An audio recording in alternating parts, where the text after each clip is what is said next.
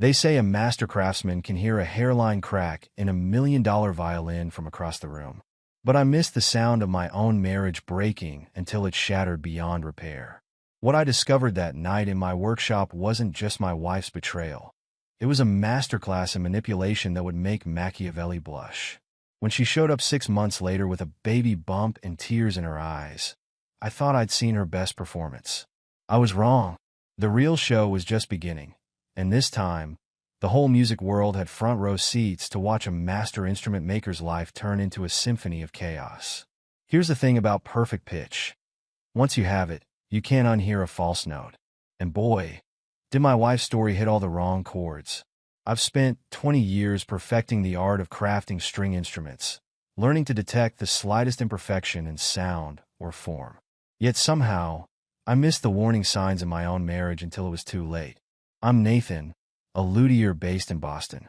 For those unfamiliar with the term, I craft and restore high-end violins and cellos.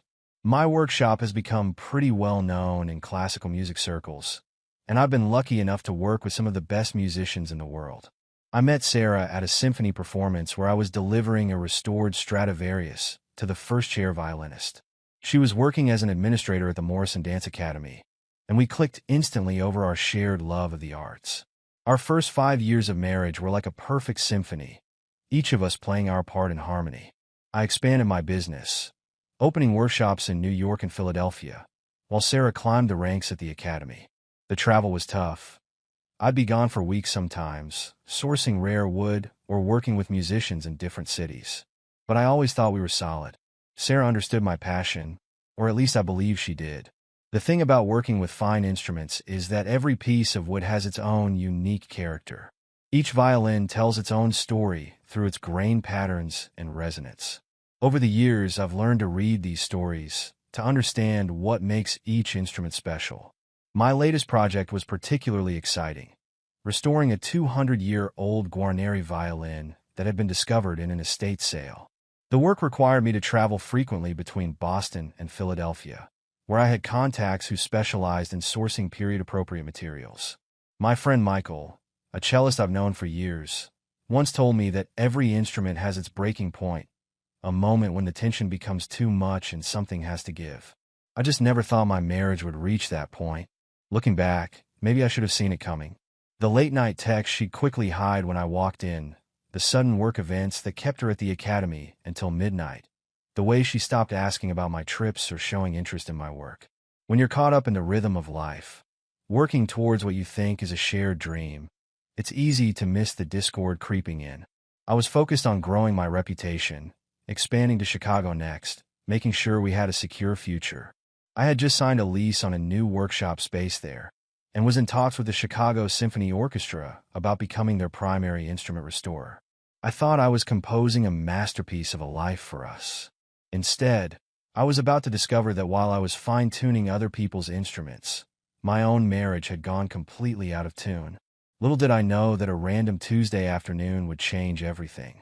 Sometimes the most dramatic changes in life come without warning, like a string snapping in the middle of a perfect performance. The irony wasn't lost on me. I could spot a hairline crack in a violin's finish from across the room, but I couldn't see the growing fissures in my own marriage until they were about to shatter everything. That Tuesday started like any other day in my workshop. I was working on the Guarneri, carefully removing decades of built-up varnish to reveal the beautiful maple underneath. The restoration was going well. Each layer I removed showed promising signs of the instrument's original glory. I had planned to stay in Philadelphia for another week, but something told me to head back to Boston early. Maybe it was instinct, or maybe fate has a twisted sense of humor. I called Robert, my assistant in the Boston workshop, to let him know I was coming back. His response caught me off guard. "Oh, that's great, Nathan, but you might want to call ahead. I saw Sarah at lunch yesterday with some guy at Lardist. They seemed pretty close." There was an awkward pause. I didn't know if I should say anything, but my hand stopped moving over the violin's surface. Lardist was our special place, the restaurant where we had our first date, where I proposed, where we celebrated our anniversaries. "What do you mean, close?" I asked, my voice steadier than I felt. "They were holding hands across the table," Robert said quietly. And when they left, he had his arm around her waist. "I'm sorry, Nathan. I know this isn't my business, but, well, she's been coming to the workshop looking for you when you're away, always dressed up, always checking her phone." Something felt off. I thanked Robert and hung up. For a moment, I just sat there, staring at the partially restored Guarneri. Like this violin, every marriage has its own unique imperfections, small scratches and dents that add character. But this felt like finding a crack running straight through the soundboard, threatening the very integrity of the instrument. I packed my tools methodically, each movement precise and controlled, just as I'd been taught all those years ago. A luthier's hands must never shake, no matter what. I drove back to Boston in silence. No music, no calls, just the hum of the engine and the rhythm of my thoughts. When I arrived home, the house was quiet. Sarah's car wasn't in the driveway, but something else caught my eye. A sleek black BMW parked across the street that I'd never seen before. As I walked up to our front door, I could hear music playing faintly from inside. Not classical or contemporary dance music that Sarah usually played, but smooth jazz. I stood there, key in hand, wondering if this was the moment everything would change. In my work, I'd learned that sometimes the most valuable instruments are the ones that have been through the most trauma, restored, rebuilt, reborn. But as I turned that key, I wondered if the same could be said for marriages. What I saw when I opened that door would change everything. Sometimes, like a perfect piece of tone wood, life splits exactly along its grain. The scene in our living room hit me like a wrong note in a perfect symphony. Sarah was there with him, sitting close on our couch. The same couch where I'd spent countless evenings sketching designs for custom violins while she graded dance students' evaluations. They jumped apart when I opened the door, but not fast enough. He was younger than I expected, probably one of the dance instructors from the academy. Sarah's face went through a rapid sequence of expressions: surprise, fear, and then an attempt at casual normalcy that fell as flat as an out-of-tune string. "Nathan, you're home early." Her voice was too high, too bright. The man stood up, smoothing his shirt. "This is David. He's a new choreographer at the academy. We were just discussing the upcoming recital schedule." I set my tool case down slowly, deliberately, the way I place my tools after a delicate repair. "Your phone, Sarah." My voice was quiet, controlled, like when I'm explaining hairline cracks to concerned musicians. "What?" She forced a laugh, but I could hear the tension in it, like a string wound too tight. "Show me your phone." I stayed by the door, watching them both. David looked between us, clearly uncertain whether to stay or go.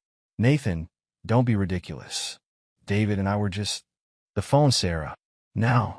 I've learned in my work that sometimes the smallest imperfections reveal the biggest problems. A tiny crack can render a priceless instrument worthless. Now, watching her clutch her phone tighter, I knew I was about to discover just how deep this particular crack went. "This is absurd," she said, but her hands were shaking. "David, maybe you should go." He didn't need to be told twice.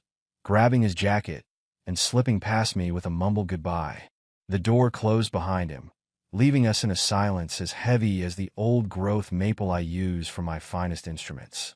"I trust you," I said, the words tasting bitter. "I've always trusted you, so this should be simple. Show me your phone, and I'll apologize for overreacting." She stood there, phone clutched to her chest like a shield. "You're gone for weeks at a time, Nathan. Working on your precious instruments, chasing your dreams." "What about my dreams? What about the phone?" When she finally unlocked it and handed it to me, her hands were trembling. What I found was worse than I'd imagined. Hundreds of messages, photos, videos. A whole secret symphony of betrayal, playing right under my nose while I was working to build our future.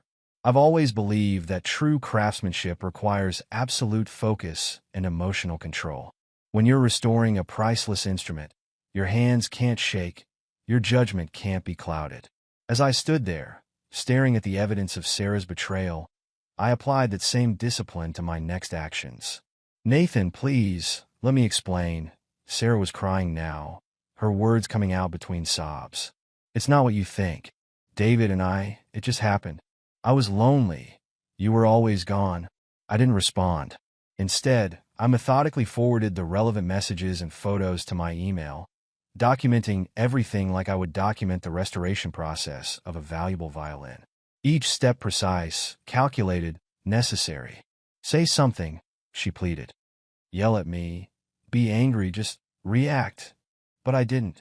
In my workshop, when I discover severe damage in an instrument, I don't react emotionally. I assess, plan, and act. That's exactly what I did now. I handed her phone back and walked to our bedroom. From the closet, I pulled out the emergency bag I always kept packed for sudden business trips. What are you doing? Sarah followed me, her voice rising with panic. We need to talk about this. You can't just leave. I added my essential documents, passport, bank statements, the folder with information about my workshops. My movements were as deliberate as when I'm packing my most delicate tools. Nathan, please. I'll end it with David. We can fix this. We can go to counseling. I'll quit my job at the academy if that's what you want. I paused at my workbench in the spare room, carefully collecting the small notebook where I kept my most valuable client contacts and restoration notes. Sarah stood in the doorway, mascara running down her face. Remember when you asked me once why I spend so much time examining an instrument before starting a restoration? My voice was steady, quiet.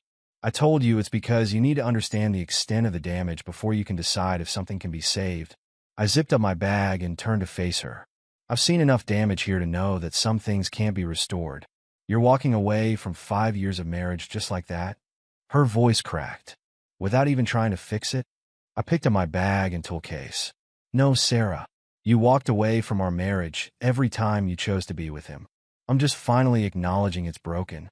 With the same care I use when handling my most precious instruments, I took off my wedding ring and placed it on the workbench. A master craftsman knows when something is beyond repair. I'll have my lawyer contact you, I said, walking past her. Don't try to reach me. My steps down our front walkway were measured, calm. Behind me, I could hear Sarah calling my name, her voice breaking. But like a snapped violin string, some things can't be fixed. They can only be replaced. In my car, I took out my phone and blocked her number. Then I called Robert. I need to use the apartment above the Philadelphia workshop for a while. Of course, boss, he answered immediately. I'll have it ready by tonight. As I drove away from the house I'd shared with Sarah, I thought about the Guarneri waiting in my Philadelphia workshop. Like me, it was in the middle of a major restoration. Unlike my marriage, it could be saved. The next few weeks went by in a blur. I threw myself into work like a man possessed, channeling every ounce of emotion into the Guarneri restoration. My lawyer, a no-nonsense woman named Barbara, was worth every penny as she handled the divorce proceedings. You're sitting pretty with the evidence, she told me. She doesn't have a leg to stand on. The apartment above my Philadelphia workshop became my sanctuary. It wasn't much, just a studio with basic furniture and a small kitchenette, but it was mine. No memories, no shared spaces, no ghost of what used to be. Just my tools, my workbench, and the steady rhythm of craftsmanship. Word travels fast in the music world, and soon enough, everyone knew the score. Most musicians took my side. After all, I was the guy who literally helped them make their music. Sarah tried reaching out through mutual friends, but I shut that down fast.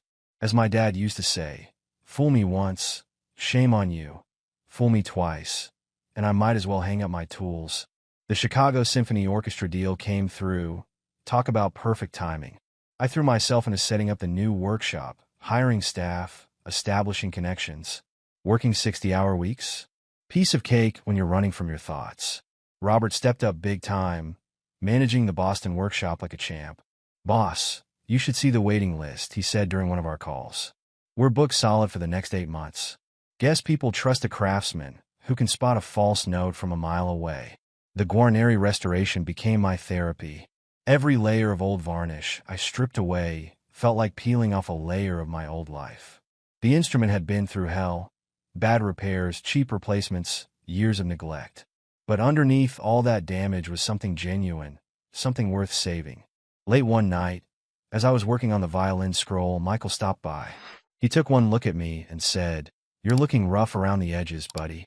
I shrugged, not taking my eyes off the work. Better rough edges than a broken core. He grabbed a chair, straddling it backwards, a habit from his cello-playing days. "Sarah's been asking about you at the symphony." Says she made a huge mistake. Says she misses you. Yeah. I carefully applied some varnish. Funny how people miss things only after they break them. Michael watched me work in silence for a while. You know what's crazy?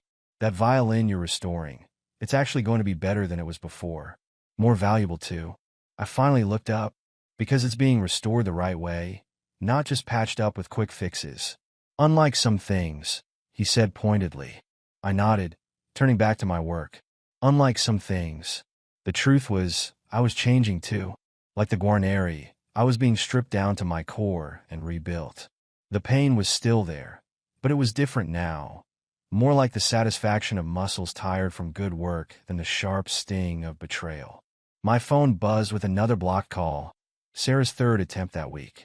I ignored it, focusing instead on the warm glow of the maple under the fresh varnish.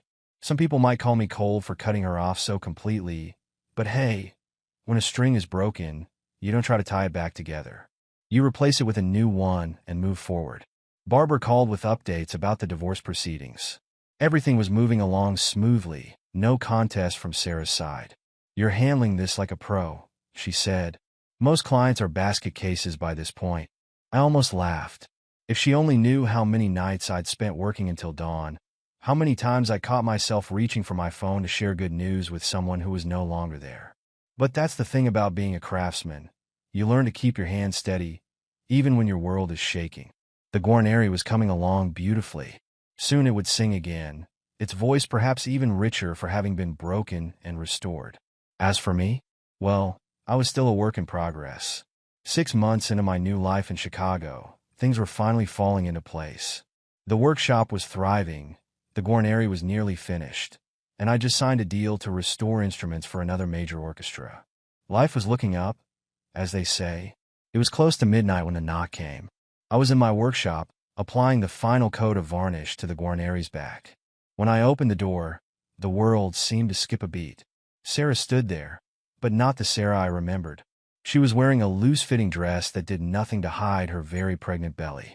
Holy cow, was all I could manage. Can I come in? Her voice was soft, uncertain. Please, Nathan. It's cold out here. I stepped aside mechanically. My mind was racing faster than a violinist's fingers during flight of the bumblebee. She walked past me into the workshop, one hand resting on her stomach. It's yours, Nathan, she said, reading my thoughts. I know what you're thinking, but this baby, our baby, was conceived before everything fell apart. I leaned against my workbench, trying to ground myself. The Guarneri sat there, its fresh varnish gleaming under the workshop lights. Like that violin, I thought I knew exactly where I was in the restoration process. Now this. I've changed, Sarah continued, tears forming in her eyes. What happened with David, it was the biggest mistake of my life. I was lost, confused, taking you for granted. But this baby, she placed both hands on her stomach. This is our second chance. We can be a family. A family. I repeated. And you waited 6 months to tell me? I was scared. I didn't know how to tell you after everything that happened. But I couldn't keep it from you anymore. Nathan, please look at me. I did. Really looked at her. The Sarah I'd married was still there, somewhere beneath the tears and the pregnancy glow. But so was the Sarah who'd betrayed me, who'd shared our most intimate moments with another man. We should get a paternity test, I said finally.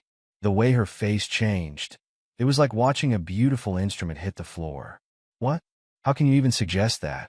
I know I hurt you, but I would never lie about this. Like you never lied about David? She recoiled as if I'd slapped her. That was different. This is our child. Then you won't mind proving it.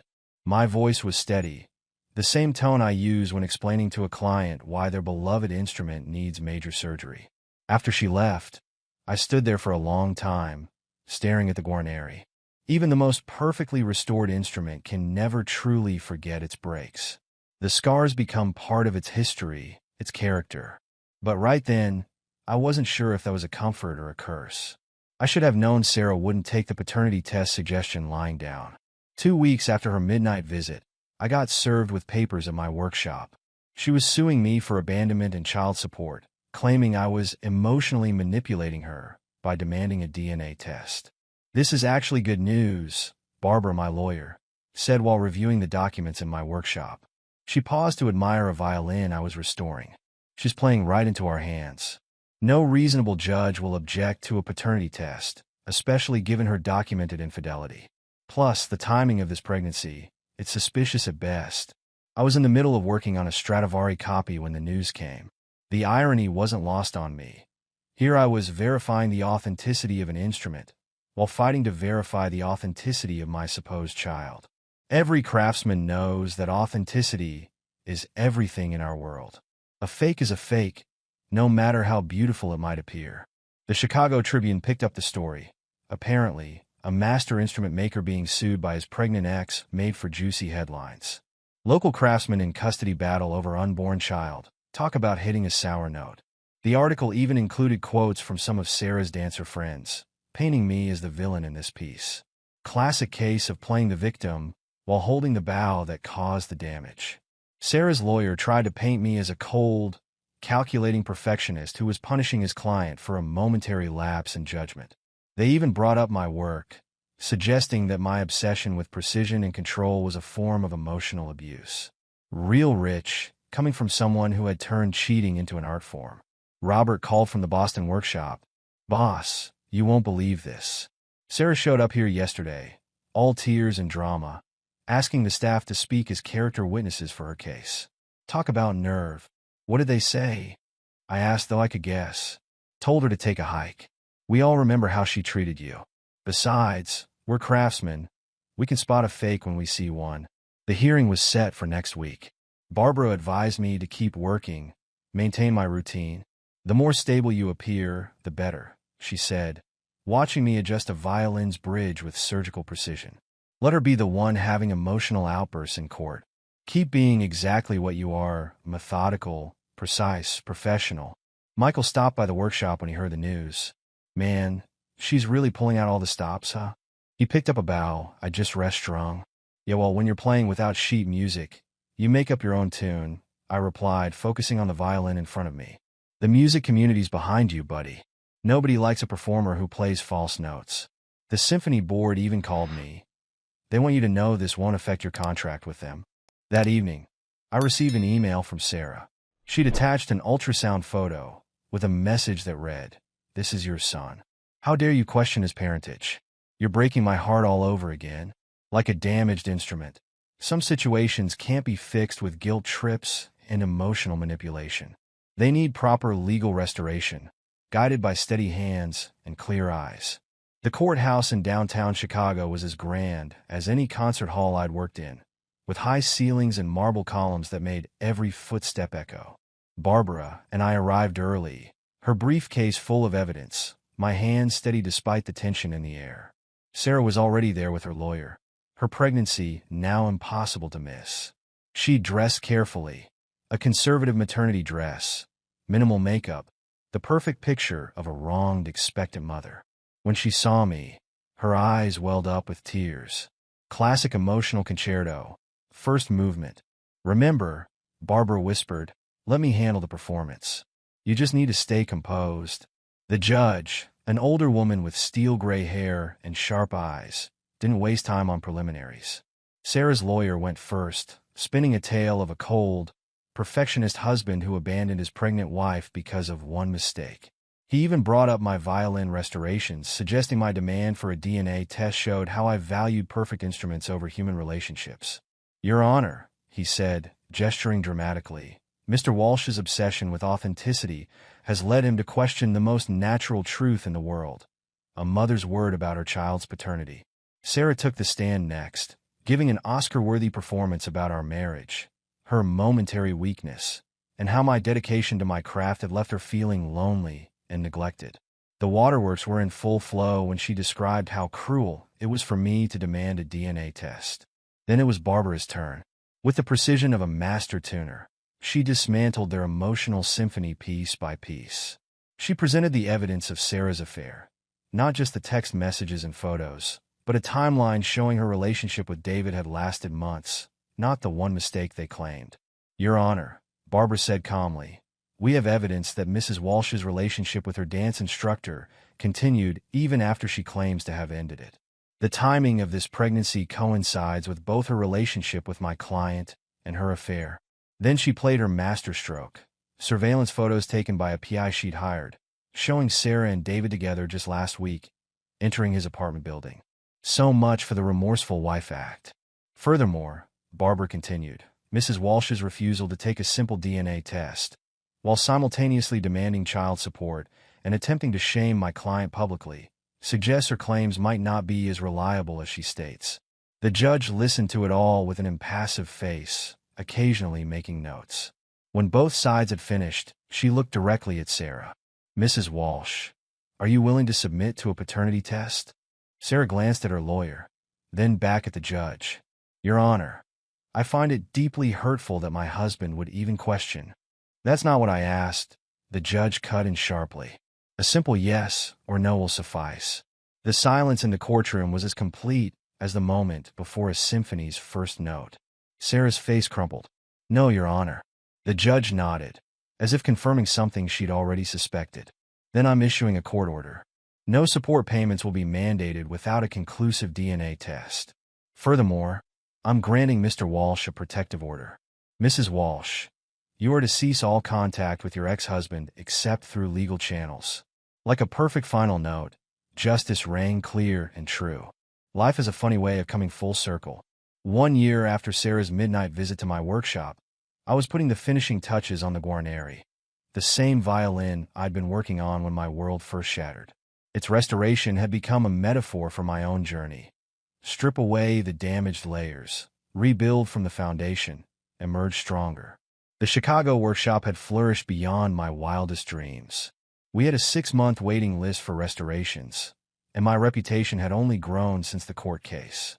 Turns out, standing your ground earns respect in the music world. The way Michael put it, you stayed in tune when everyone expected you to crack. Barbara called with the final update. Sarah had moved back to Boston with David. Apparently, the baby was his after all. No big surprise there. She'd finally admitted it after he stepped up to take responsibility. The gossip in the music community died down faster than a pizzicato note. I threw myself into expanding the business, opening a new workshop in San Francisco. The West Coast symphony scene was booming, and they needed someone who understood the soul of their instruments. Robert took over Chicago operations, proving himself as skilled at management as he was at restoration. The Guarneri's first post-restoration concert was a milestone. Watching it sing under the hands of the Chicago Symphony's first violinist, I felt something shift inside me. Like the instrument, I'd been through fire and emerged transformed. The audience's standing ovation wasn't just for the music. It was for the craftsmanship that made it possible. You know what's wild? Michael said during the after-party, a year ago, you were analyzing evidence of betrayal. Now you're analyzing wood grain for the Mets' new acquisition. He was right. My workbench had become my sanctuary, each restoration a step further from the past. I'd learned to trust my instincts again, both in wood and in life. When a young violinist brought in a supposedly authentic 18th century violin, I spotted the forgery immediately. Funny how experience with deception sharpens your eye for truth. The music world had become my extended family. Concerts, workshops, international restoration projects. I was busier and more fulfilled than ever. Some nights, working late in my workshop, I'd think about Sarah and feel nothing. No anger, no pain, just the quiet satisfaction of knowing I'd made the right call. Barbara joked that I should write a book, From Broken Strings to Strong Boundaries, A Luthier's Guide to Life. Maybe someday. For now, I was content letting my work speak for itself. Each restored instrument was a testament to the power of patience, precision, and the courage to start over. The real breakthrough came when I realized I was happy again. Genuinely, completely happy. Not the surface-level contentment I'd fooled myself with during my marriage, but something deeper. Like a perfectly restored violin, I was making the music I was always meant to make. Looking back on everything from my new workshop in San Francisco, I can't help but appreciate the irony. As a luthier, I've spent my life learning to identify the slightest imperfection in sound or form. Yet somehow, I missed the dissonance in my own marriage until it became impossible to ignore. The morning sun streams through the workshop windows, catching the fresh varnish on a newly restored cello. My team of apprentices will be arriving soon, Teaching the next generation has become an unexpected joy. There's something satisfying about passing on not just the technical skills, but the wisdom that comes from understanding both instruments and people. Robert called yesterday with news from Boston. Sarah and David's dance studio is struggling. Karma playing its own tune, I suppose. The baby, now a toddler, has David's features so clearly that I wonder how I ever doubted my instincts. Sometimes the most obvious notes are the ones we choose not to hear. The Chicago Symphony's conductor stopped by last week to check on his Stradivarius. Over coffee, he asked me what I'd learned from everything that happened. I thought about it while adjusting the violin's bridge. You know how every instrument has its own voice? I said, testing the strings. Well, people do too. The trick is learning to listen for false notes early on. When something sounds off, it usually is. He nodded, understanding immediately. In music, as in life, authenticity isn't just about the big moments. It's in every small detail, every daily choice. My newest project sits on my workbench, a rare German violin from the 1800s. Its previous owner tried covering up serious damage with quick fixes and cheap varnish. Reminds me of how some people try to hide their true nature behind beautiful lies.